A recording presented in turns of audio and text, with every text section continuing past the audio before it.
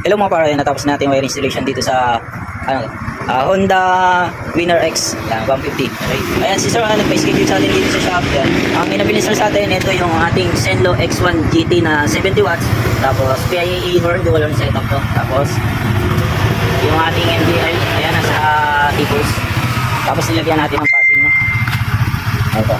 Okay. Tapos yung switch ng MDL dito natin nilagay. Tapos yung switch naman ng dual horn nandito, no? Ito may cover to. Tatakpan siya para hindi rin kita. Ayun ang request na sunod. Tapos yan, sample tayo. Ito yung low, white. Tapos high, pure yellow. Pwede rin magamit yung combination na high beam, no? Sabay na sa stock. Papansin mo. Ayun yung high beam, no? Okay.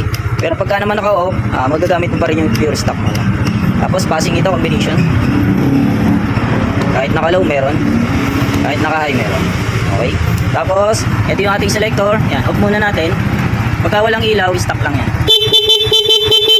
Tapos pagka sinelect mo, yan, may indicator na naka-loud horn ka, no? Ito with rapid and combo light, no? Pwedeng pitik-pitik.